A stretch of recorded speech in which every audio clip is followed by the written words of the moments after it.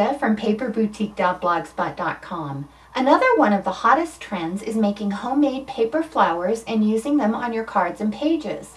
Today I thought it would be fun to show you how to make a couple of cute flowers and a card. The April issue of Scrapbooks, etc. had several fun techniques for making quick and easy paper flowers.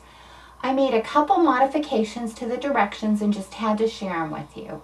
Here's one of the flowers that we're going to be making today. I'm also going to show you how to quickly make the card, and then we'll also, lost my train of thought there for a moment, be making this flower today. Well, let's go ahead and get started, and I'll show you how to make this first flower. It's super easy. All you'll need is a circle punch, or you could use your Cricut or your Sizzix, and you're going to punch out 8 1-inch circles. I don't know if I have all 8 of them there. And then you're also going to punch out a circle for the base.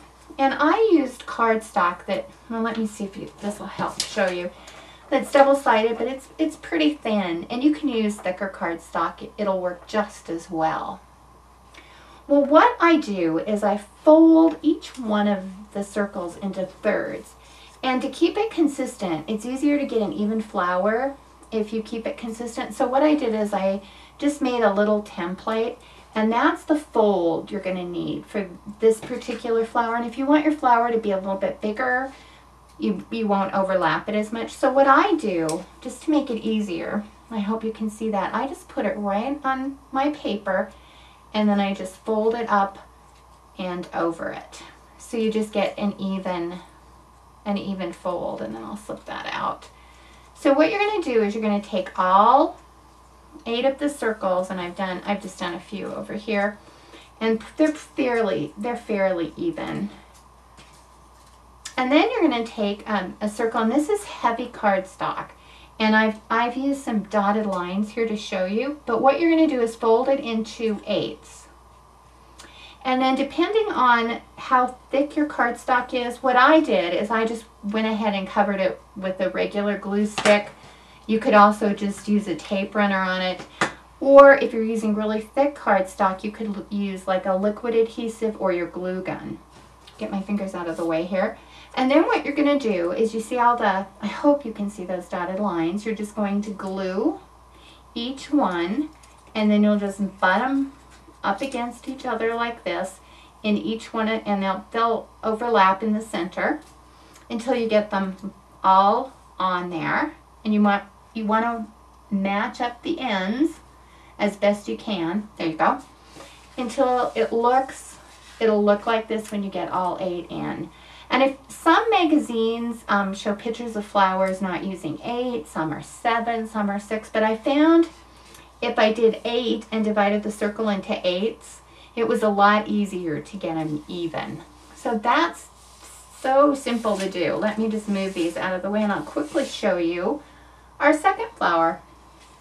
And this flower is just super simple.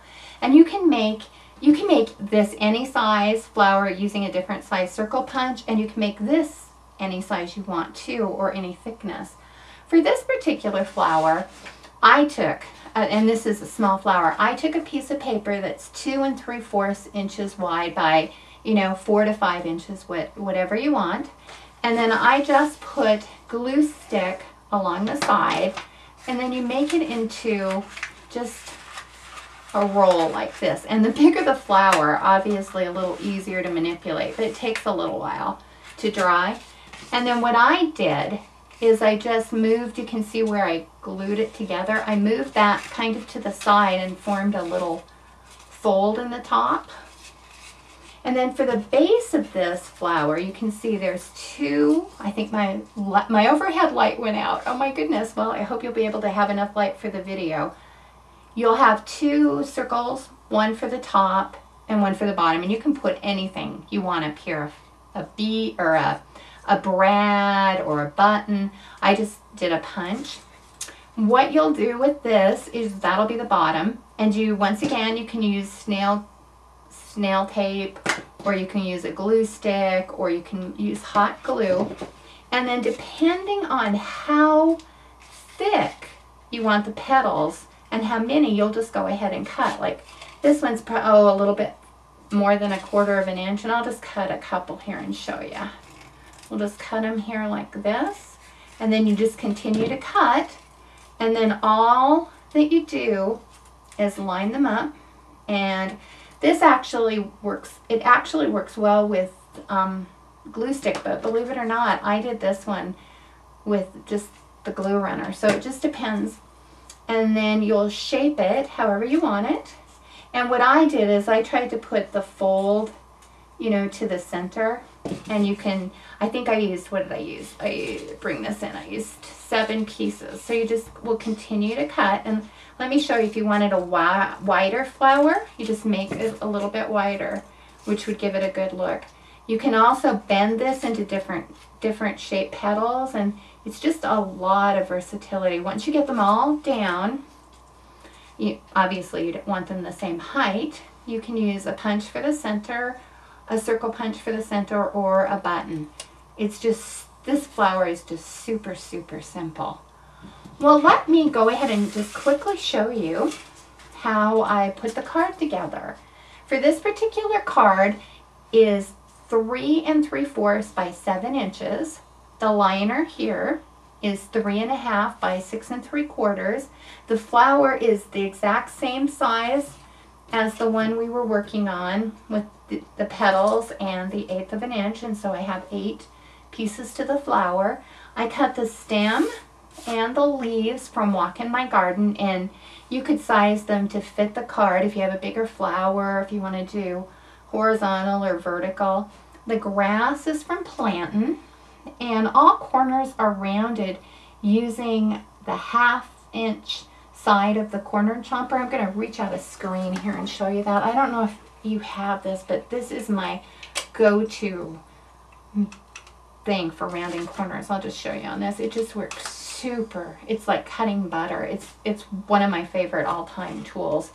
And the sentiment is 1.6 by 0.4, and I did this in Photoshop, and it's just Arial round font. What I'd like to do now is just show you, I've kind of got a mess going on here, a couple of pictures from the Scrapbooks, Etc. magazine. I do not subscribe to this magazine, but I should. I pick it up quite frequently, and this is from the April 2011 issue, and I bought mine at Target. I think most bookstores sell that. I'd like to just show you real quickly how they use the flowers on a scrapbook page, and it can vary. If you see, they're very similar. They used a button. I layered, oh, I forgot to mention that I layered 2 buttons for the center. And I also want to show you another, and this particular, I hope I'm in frame here. This is how they used it on a scrapbook page. Isn't it cute? And here's how they did this particular center. I really like that. It's a little off center with a button. I think that's a really cute look. And I haven't had time to make this one yet, but I don't know if you can tell, this particular flower is made very similar to the one we did, except that you pleat it like this and just put that together inside with some hot glue, and then you put the petals around the 1-inch circle. But if you have a chance and are interested in this magazine, I'd pick one up. It's just super cute. They're super cute and easy projects. Scrapbook pages in here too. Well, I would like to, I'll bring this card back in. I would like to thank you for watching. And please visit my blog. I'll show you this one last time here. Please visit my blog at paperboutique.blogspot.com for more projects and ideas. Bye-bye.